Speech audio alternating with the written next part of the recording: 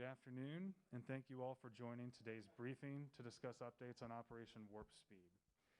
I'm Michael Pratt, Chief Communications Officer for Operation Warp Speed, and I'll be helping to moderate today's briefing.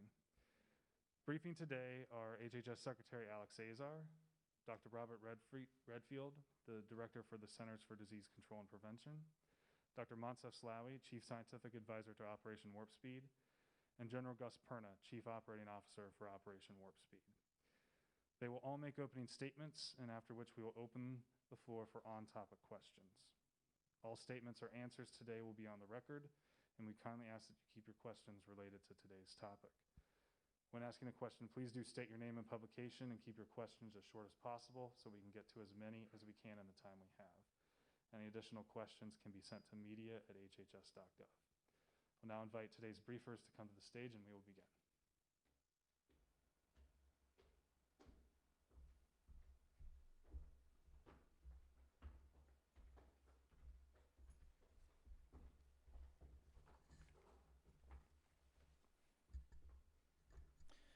Hello, everyone, and thank you for joining this week's Operation Warp Speed briefing. I want to begin by providing some context on how far we've come and how that informs the next stage of the vaccination program we're announcing today. Through Operation Warp Speed, we've supported the development of 6 candidate vaccines. 2 have been shown to be safe and incredibly effective within record time, leading to their authorization by FDA just last month. We've seen substantial rises in Americans' confidence in these vaccines and interest in taking them. We are now at an important juncture in the vaccine program, where we're ready for a transition that we outlined last September in the vaccine playbook we sent to states.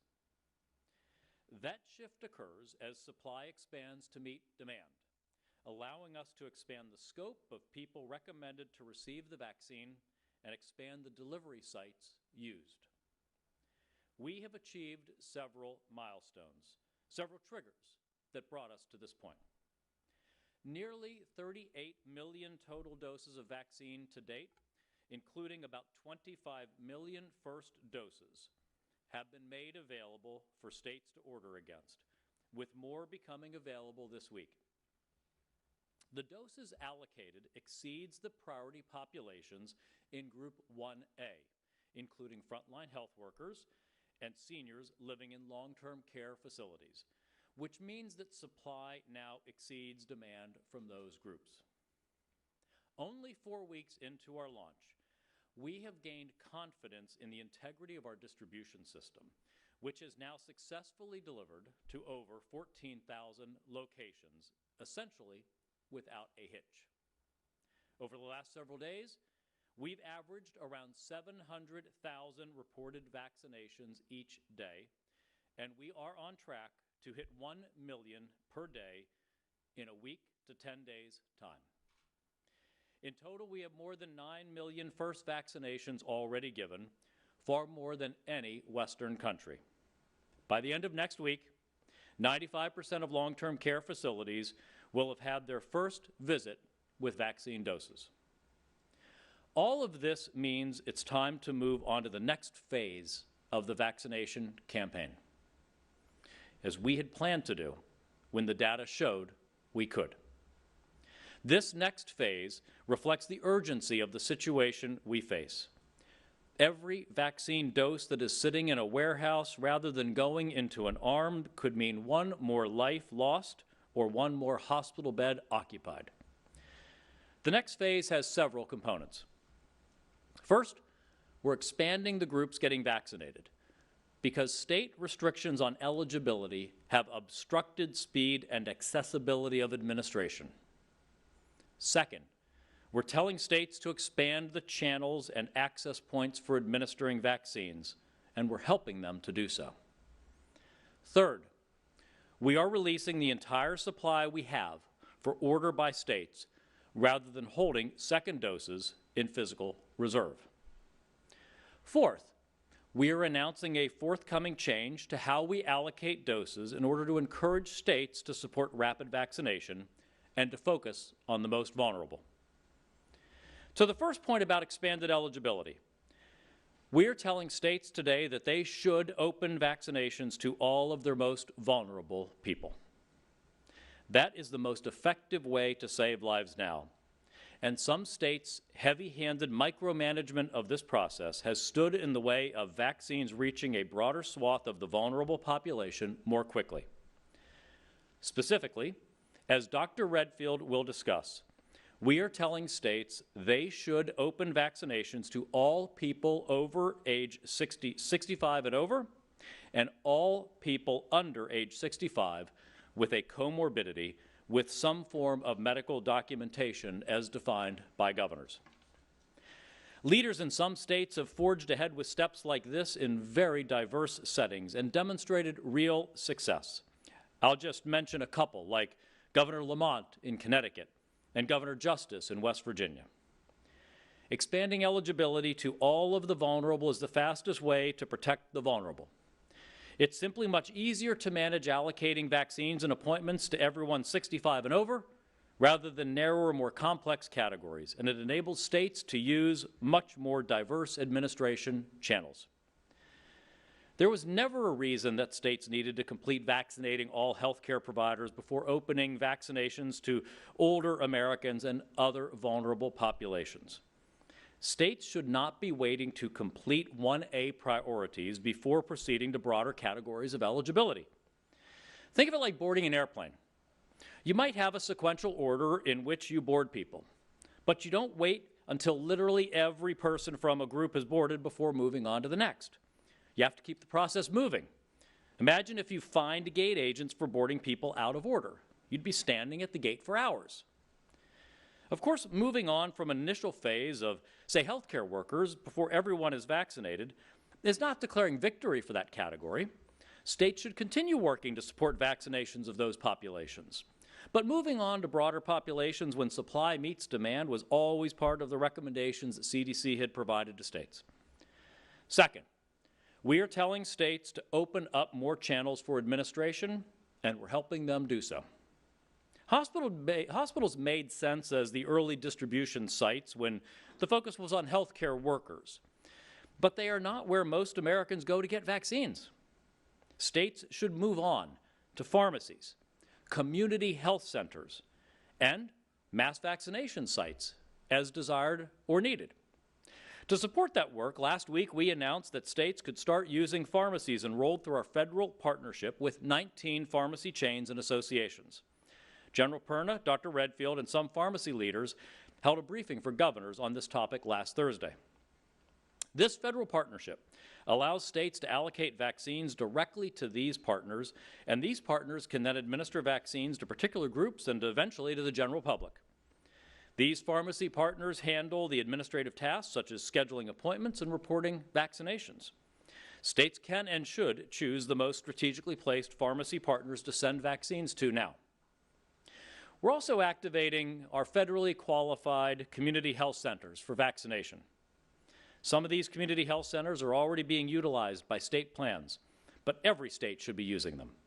Community health centers have more than 13,000 delivery sites across America, and they have both particularly convenient locations and strong connections in low-income and minority communities. Further, if states wish to set up mass vaccination sites, we stand ready to help, both through CDC guidance and other support, including deploying personnel to assist with technical expertise and setup. We're here to work with them. States have ample funding, including $3 billion more on the way to support such efforts. Third, we're now making the full reserve of doses we have available for order. We are 100% committed to ensuring a second dose is available for every American who receives a first dose. Let me repeat that. Our approach continues to ensure that there will be a second dose available for someone who gets a first dose of vaccine. Based on the science and evidence we have, it is imperative that people receive their second doses on time. That's what the science says, and ignoring that would be reckless. But we had always planned to move to a more advanced phase of how we manage this once we had confidence in our supply chains. That is the key trigger we needed to see. Because we now have a consistent pace of production, we can now ship all of the doses that had been held in physical reserve, with second doses being supplied by doses coming off of manufacturing lines with quality control. Going forward, each week, doses available will be released to first cover the needed second doses and then cover additional first vaccinations. Finally, effective 2 weeks from now, we are changing how we allocate first doses among the states in order to ensure doses are being put to use and put to use for the most vulnerable. We will be allocating them based on the pace of administration as reported by states and by the size of the 65 and over population in each state. We're giving states 2 weeks' notice of this shift to give them the time necessary to plan and to improve their reporting if they think their data is faulty. This new system gives states a strong incentive to ensure that all vaccinations are being promptly reported, which they're currently not. And it gives states a strong incentive to ensure doses are going to work protecting people rather than sitting on shelves or in freezers. With the case counts we face now, there is absolutely no time to waste. We need doses going to where they'll be administered quickly and where they'll protect the most vulnerable. Finally, as we face rising case counts in a number of parts of the country, we need all Americans to keep up the same public health measures we've been recommending throughout this crisis. Hope is here in the form of vaccines. We just have to keep up our guard for a bit longer. I want to add one more key message to our recommendations of washing our hands, watching your distance, and wearing your face coverings when you can't watch your distance.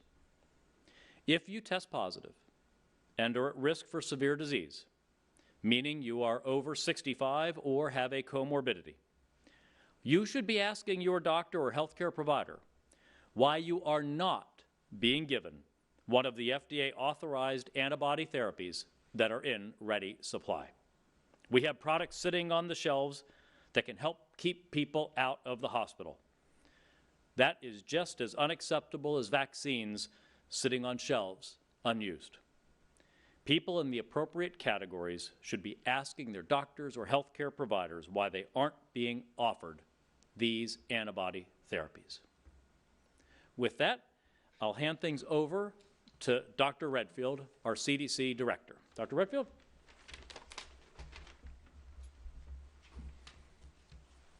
Thank you, Mr. Secretary. I want to echo some of the important comments that the Secretary made. Clearly, as we began vaccination with our frontline healthcare workers and individuals in long-term nursing care and assisted living, that was the initial phase to begin to roll out this vaccine distribution. As the Secretary said, that as we sit here in the 4th week of this vaccination program, we now are at a time where actually there's more vaccine available than is being requested for vaccination within the 1A group. The ACIP and CDC guidelines that came out on vaccination to the states were never meant to be somehow finish the first phase, then you move to the second phase, then you move to the third. So I'm here as the CDC Director to ask our governors to echo what the Secretary said and strongly recommend that vaccination now be expanded to those individuals 65 or over, and those individuals between 16 or 18, depending on the vaccine being used, to 64 that have a comorbidity with a medical documentation of such. We clearly have enough vaccine at this point to begin to expand and get more and more of the vulnerable individuals in our country vaccinated. This is particularly important right now as we're seeing the post-holiday surge. We have many jurisdictions now that are on the verge of going from a linear growth to basically exponential growth. And we believe it's critically important at this time to get those most vulnerable people as quickly as we can into vaccination programs as a key strategy to maintain hospital resilience.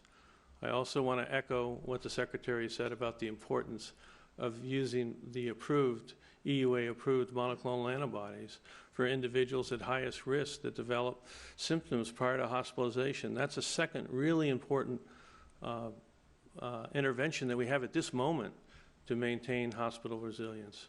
And finally, I just have to echo also the closing comments of the Secretary.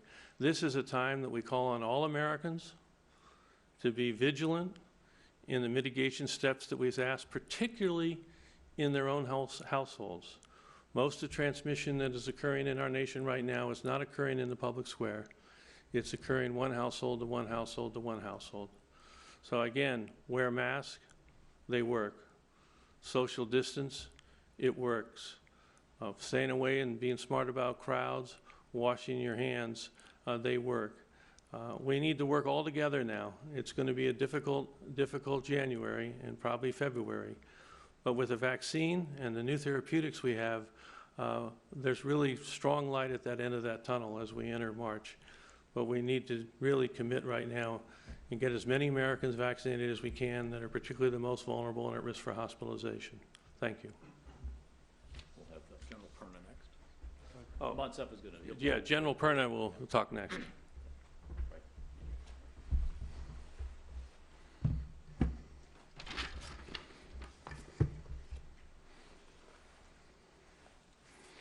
Good morning, everybody. So we are in the beginning of or continuing our our execution, right? And I'm very excited and I'm very proud about it. A month ago is when we started delivering vaccines around the world, around the country. And it went to the hospitals as we focused on the categories for first-line medical responders. 4 weeks later, we've made significant progress, as the Secretary has highlighted. And there is nobody working harder, right, to ensure that vaccines are being distributed than the OWS team in execution to get it to where it needs to be. So distribution of the vaccines is getting them to the states so that they can ensure that it gets to the arms. And we are enabling that every day. We, as the Secretary said, have sent over 25 million doses of vaccines over to 16,000 different locations. Really, really great effort. The cadence of allocations, the cadence of orders, the cadence of picking and packing, the cadence of what's being shipped has really become a remarkable feat for all of us, right? The whole of America to be proud of. We are executing this every day, every week, and the months will go by, and the result, the effects will be safe and effective vaccine to the American people. I do want to, as I always do, thank the men and women of Pfizer, Moderna, McKesson, FedEx, and UPS who are working 24 hours a day, 7 days a week to deliver the vaccine in a timely manner. As the Secretary talked about, our responsibility is to make sure all vaccine that is releasable, available for distribution gets out to the American people, and that is what we are doing. As early as 24 November, standing right here talking to you, I talked about our ability to plan, our ability to collaborate, our ability to see ourselves, and then to make sure we continue to execute to the maximum extent possible, delivering the most vaccines to the American people. That is what we're doing now. That is what the Secretary laid out in execution of how we are managing the second doses to ensure, first and foremost, it's always available, but second, we ensure that the max available doses of vaccine are available to the American people every day. My personal confidence in both the distribution capability as demonstrated over the last 4 weeks and the addition of manufacturing confidence has increased significantly, which allows me to approach and execute distribution and allocation of the vaccines differently. It ensures maximum execution and allows us to pass maximum doses of vaccine to the American people in a timely manner. Today, I want to give you a quick update of where we are with the facilities that we've made significant progress in working to get long-term healthcare facilities up and running in collaboration with CVS and Walgreens. We know we have 70,000 facilities that are enrolled, which includes skilled nursing facilities and assisted living facilities. We started in week 1, right, 3 weeks ago, with 900 facilities. In 3 weeks since, we've completed over 11,000 facilities. Just under 1 million first doses have been given. 12,000 more clinics are scheduled this week and every week following as we go forward. Today, we know that we are making a difference in these facilities, and it is because of the great work by the CDC, CVS, and Walgreens that are making the difference. As the Secretary said, we are quickly coming on to administering first dose to everybody in this category. We are expanding our distribution to the retail pharmacies, as the Secretary talked about. We have opened it up for states to utilize the over 40,000 pharmacy providers that are enrolled. And we want to expand it up to 70,000 providers that are enrolled. We think that we can open up the aperture and give access, greater access to the American people through the pharmacies. What does it do? It allows us to have confidence in the executors. It allows us to distribute it throughout the country. It allows us to give a place where the American people are comfortable of going and receiving the shot. I want to give you 4 slides that I asked the team to put together. The first slide is the vaccinations that we executed on day 1 of distribution of the Pfizer product, right? We went to over 636 sites on day 1 across the country our country. Why did we do this specifically? It was the Pfizer vaccine. We knew there was cold chain requirements. We wanted to ensure capability and capacity match the distribution. We worked with states, we collaborated with them, and we put it exactly where they wanted it, when they wanted it. On the second week, when we brought the Moderna vaccine in, we were able to expand distribution, primarily because of the availability of doses at lower amounts, where the Moderna vaccine is at 100, minimum ordering at 100 doses. So what could we do? We could expand out through the country because of the dose requirement, minimum dose requirement, and also less refrigeration requirement. We were able to send doses to long-term healthcare facilities. We were able to extend it into doctors' offices and into pharmacies as the states asked us to do. So the expansion was quick and rapid in just a week. Now today, as of yesterday, we have gone to over 16,000 locations across the country, right, as depicted on this slide. We go there on a routine basis, delivering vaccines as directed by the states in distribution to the quantities and locations that they want, really covering the mass population of the country. Now, what is in the realm of possible? This last slide. As we open up the 70,000 pharmacy chain and individual capabilities, we are covering the entire United States. And vaccine can be distributed as of this week to where the states would like it to go across the country. We know that these pharmacies, because we've been working with them at the CDC level, are ready to execute this mission. And as the states allocate vaccine to them and direct it, we are ready to deliver to all these locations every day, every week, every month, as required. This alone will open up the capability and capacity to ensure that the American people have direct access to the vaccine as we go forward. So in closing, challenging times, as I've told you many times, and the Secretary said, we are not fighting the plan, right? We are fighting the situation, and we are making adjustments and moving forward in that light. Just like we had always planned to do, we are just able to change in a more rapid and steady pace. I want to say thank you for all the support from the states. I want to say thank you again to the industry partners that are helping us execute this flawless distribution, because every day they do their job, more vaccine gets out to the American people. And then in closing, as I like to remind us all, there is a group of people that are on the front lines every single day helping us take care of those who have reached a certain point of their illness. And these medical professionals and their supported staff are really just doing a tremendous job. And I just wanted to say thanks to all of you. So that concludes my comments, Mr. Secretary. Thank you very much. And I did want to note, as you saw, Dr. Slaoui is with us on stage and will be available for questions. He just didn't feel the need to have an opening statement. But Michael Pratt.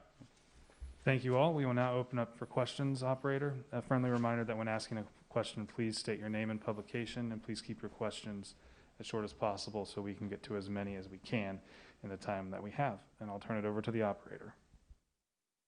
Thank you so very much. If you would like to ask a question, please press star then 1 on your phone, and be sure to provide your name and media outlet.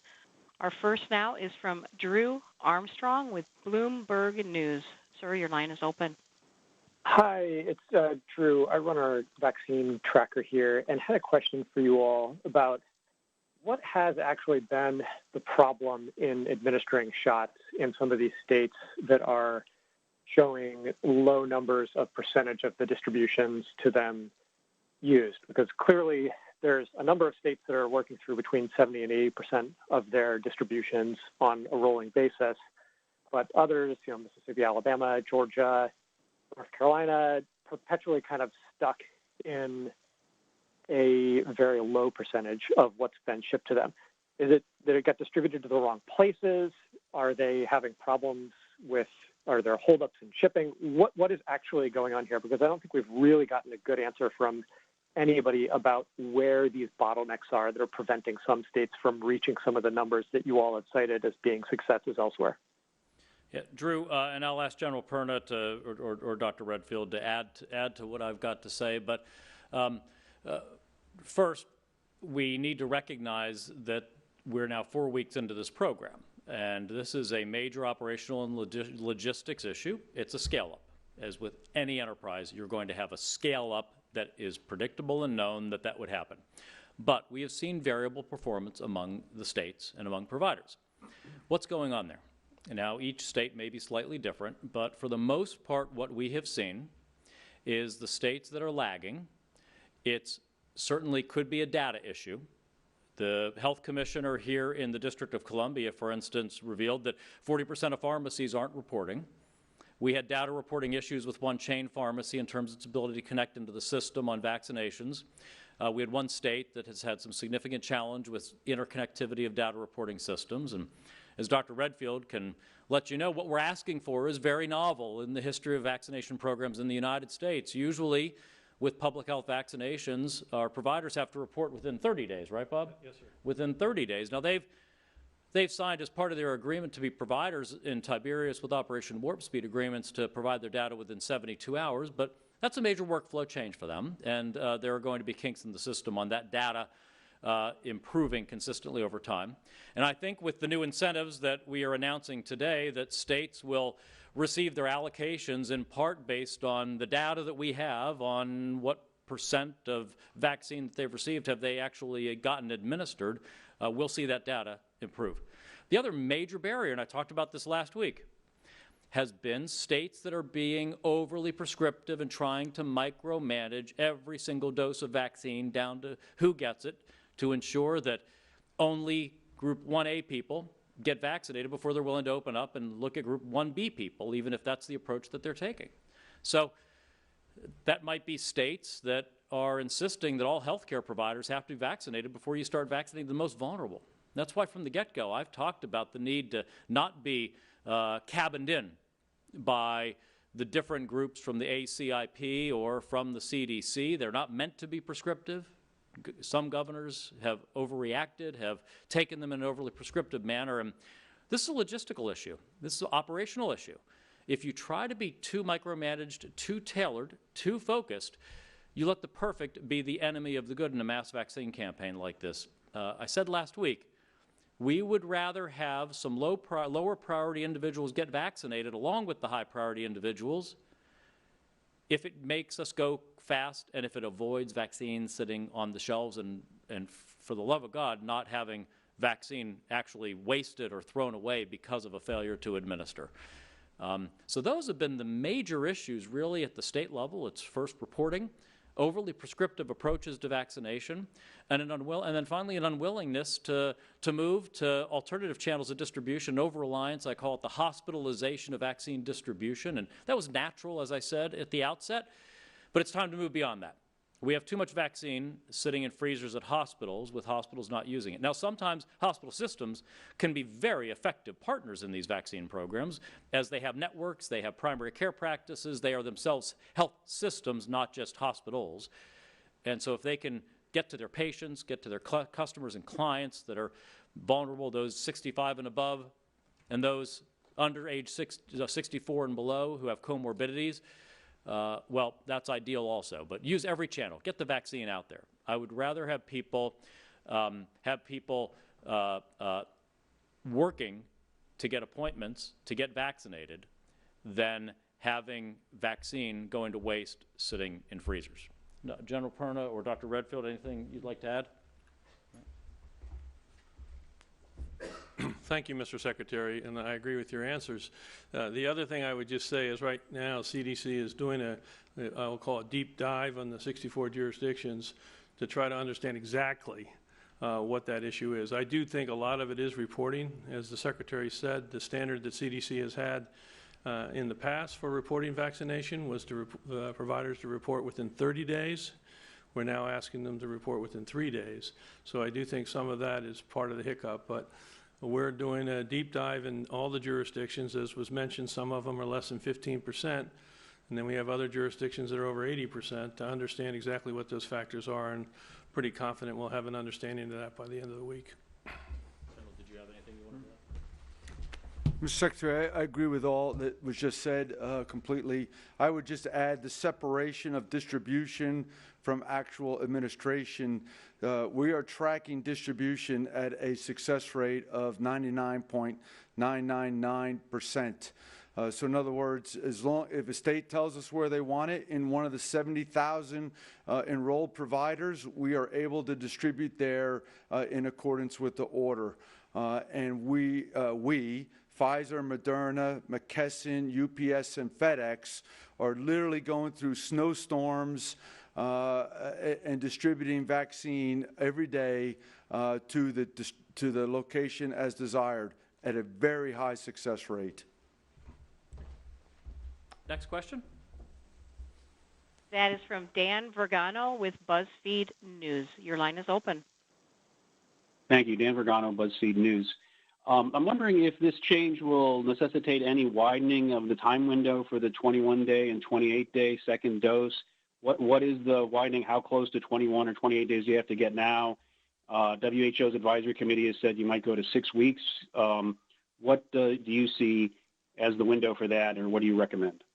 So Dan, thank you for asking about that. I want to be very clear. The labeled indication from the FDA on the vaccines for the Pfizer vaccine is 21 days between first dose and second dose, and 28 days between first dose and second dose for the Moderna vaccine. That's what the clinical trials were based on. That is the data submitted to the FDA, and that is what we are executing towards. So that is the goal. Now, if people end up coming in a day or so on each side, the goal is still 21 or 28 days, but we are not comfortable with approaches that are not based in evidence that has been generated to support these incredibly safe and effective vaccines, and I think that's part of why the American public has shown such surging vaccine confidence, that every aspect of this has been data and science driven, and the FDA will make the determinations of what appropriate administrations are. The general laid out, and this was always part of the plan. You can go back to my statements, I think it was in December at these press conferences, where I said, What we are going to do is manage the flow of vaccines. We must ensure that if you get a first vaccine, there will be a second vaccine at the 21-day or the 28-day mark at the provider for you to get that. We have two sources for vaccine. One would be holding back some of the initial stocks of vaccine that were releasable in December to guarantee that we'd have that second dose. But I said, over time, as we gain confidence in the manufacturing quality and processes at Moderna and Pfizer, and with our deep Operation Warp Speed engagement at Moderna and our increasing engagement now with Pfizer and their manufacturing processes and use of the Defense Production Act, we have greater visibility and greater confidence in their production capabilities. We now have been able to move to where we do not need to hold back reserve doses because we can predict with better certainty the doses that will arrive off the production lines and quality control at the 21-day and 28-day mark to fulfill our second dose obligations to patients. And that will be our primary. And so, if there, heaven forbid, were any type of glitches in production, the way this would work is new production off the production lines would be going towards first and foremost fulfilling the second dose obligation, and any first doses would be delayed to ensure that patients get at the 21 or 28-day mark that second dose. Thank you. We have time for 2 more questions.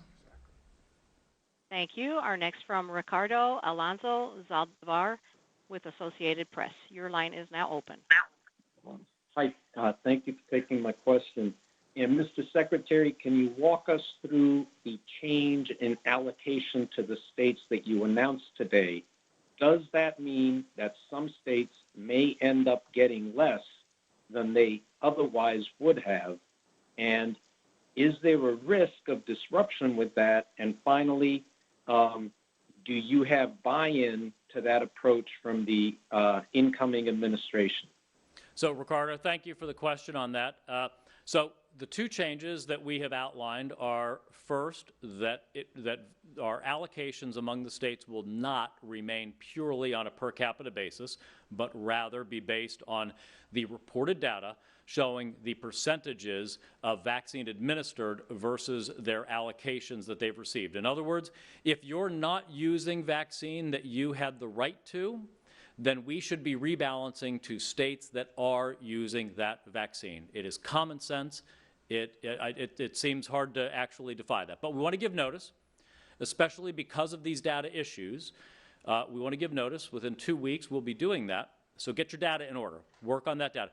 For Ricardo, you may remember we followed a very similar approach when we were in shortage situations with remdesivir, doing allocations to the states, and needing to get reported data on remdesivir location and utilization. And so we followed that approach, and it worked exceptionally well in the context of remdesivir.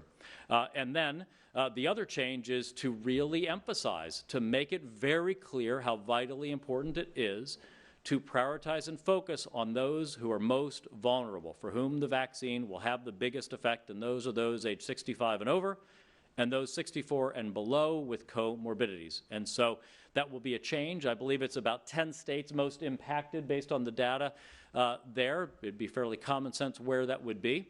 But again, our states aren't using 100% of their allocated vaccine.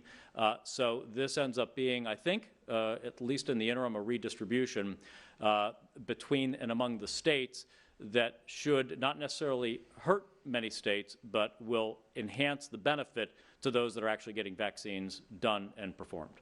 Thanks. Next question, please. Time for 1 last question. Our final question is from Tom Howell with the Washington Times, and your line is now open. Hi, thanks for doing the call. Can you address the back end of Ricardo's question about whether the Biden team has bought into that plan? And also, can Dr. Slaoui update us on AstraZeneca and J&J? When will they seek approval, and how many doses have you secured of either one? Thanks. So we at the Operation Warp Speed Board made the determination on the changes in distribution allocation methodologies among the states. While we will certainly brief the Biden team on those changes, we operate, as you know, with one government at a time, and this is the approach that we believe best fulfills the mission and the current situation that we are facing. Thank you. Dr. Slaoui? Thank you for your question. So regarding the Janssen's vaccine, as you know, the phase 3 trial is fully recruited. There are, fortunately for the trial, very significant number of cases accruing. We are very clear, we meaning the operation and Janssen's Pharmaceuticals, that analysis will be completed before the end of the month, and the EUA submission will take place at the end of this month. In terms of vaccine dose availability, if submission is happening at the end of January, one could project that approval of the emergency use authorization may happen somewhere in the middle of the month of February. We project to have single-digit million number of doses available in the second half of February. We're trying to make that number get as close to a double-digit number as possible, and then a larger number in March and a much larger number in April. Remember, this is a one-shot vaccine, so those are millions of individuals fully immunized. In terms of the AstraZeneca vaccine, the assumption we are working on is that the emergency use authorization will be submitted on the basis of the ongoing phase 3 trial in the US. The phase 3 trial is effectively fully enrolled. There are a few individuals more enrolled on a primarily to ensure appropriate representation of all diverse population in the country. Cases are accruing. The 60 days upon completion of full immunization schedule follow-up safety as required by the FDA guidance happens during the first week of the month of March, and the projection would be to have a submission of the EUA around that time, assuming, of course, that cases have accrued. Again, unfortunately, I think that will be the case, and hopefully the vaccine, again, is efficacious, as has been shown in the trials conducted in Brazil and in the UK. So maybe an approval somewhere towards the latter part of the month of March, and a significant number of doses available around that time. And since you asked the question, maybe I'll also update on the Novavax vaccine. The Novavax vaccine is the 5th program out of the 6 programs we have that is in phase 3 trial or completed the phase 3 trial. The phase 3 trial has now recruited about 8,000 or so subjects. Is recruiting very fast at a rate of 800 subjects per day, volunteers. Hopefully we can go to a higher number. It's very important that people continue to participate generously to be volunteers in this clinical trial. The projection is to complete recruitment of this trial somewhere very early in the month of February, and based on timelines of immunization, etc., maybe there we can have an outcome somewhere in the month of very late March or in April. The Sanofi trial program, which is the last program in our portfolio, will start phase 2b trial in the middle of February in a comparative trial to a messenger RNA vaccine. Maybe also on the progress part of things, we are working now experimentally testing sera for identification of immune correlates of protection. That's really super important, because if and when we have the data, somewhere in the middle of February is the projection currently, that identify immune correlates of protection, that will dramatically accelerate potential approval of other vaccines, including the protein vaccines, particularly that from Sanofi, and vaccines from others, and of course across the world, provided people use readouts that are validated or cross-validated with the readouts that have been used. I do want to say a final point is we are running a clinical trial, a phase 3 trial in adolescents 12 to 18 years of age with the Moderna vaccine. It's a real challenge. It's been 4 weeks ongoing. We only recruited about 800 subjects in the trial. Remember, I just said earlier the Novavax vaccine is recruiting 800 subjects per day. Here we're talking about 800 subjects in a month. It's really very important for all of us, for all the population in America, to realize that we can't have that indication unless adolescents aged 12 to 18 decide to participate, of course, as a voluntary decision into the clinical trials. We need to recruit about 3,000 subjects into the trial to complete them. Thank you. So this is very likely the last Operation Warp Speed briefing with this team for you all. I just wanted to express 3 notes of thanks. First, I want to thank the members of the media who participated in these Operation Warp Speed calls. You have been unfailingly professional and allowed an educational and technical level briefing that I hope your readers and listeners and viewers have appreciated. We have tried at every step of the way to be factual and transparent with you and bring you on the journey with us of vaccine approvals and distribution and now administration. So thank you for making that possible. Second, I want to express my appreciation to former Secretary Esper, Acting Secretary Miller, and Deputy Secretary Norquist of the Defense Department. The collaboration between DOD and HHS has been unprecedented, and really in my decades around government service, I've just never seen this type of collaboration and cooperation. That comes from the top. That is a credit to the leadership of the Defense Department to make this happen. So thank you for that. Finally, people is policy. And we fortunately, at the outset of Operation Warp Speed, were able to have some exceptional people leading this. In all of my time leading in business and in government, I have never been part of a team that has demonstrated teamwork and professionalism and integrity, discipline, as this team does. And I want to express my personal appreciation to all of the members of the team, but especially General Perna, who was a hero for America before he did this. Now he's a hero for America's public health. To Moncef Slaoui, who was a hero of the biopharmaceutical industry before doing this and is now a hero of America's public health. These selfless individuals have dedicated every waking minute since they were tapped back in May to lead these efforts. The results have been remarkable, and I hope that the next team with the Biden administration will be able to carry forward these results. We will do everything in our power to ensure a smooth and effective continued transition. The first meeting, I believe, of any transition team between this administration and the Biden administration was before Thanksgiving, and it was for Operation Warp Speed. And we'll continue those efforts up through the last day of this administration into the Biden administration. So thank you all very much. We appreciate everything. Thank you, Mr. Secretary.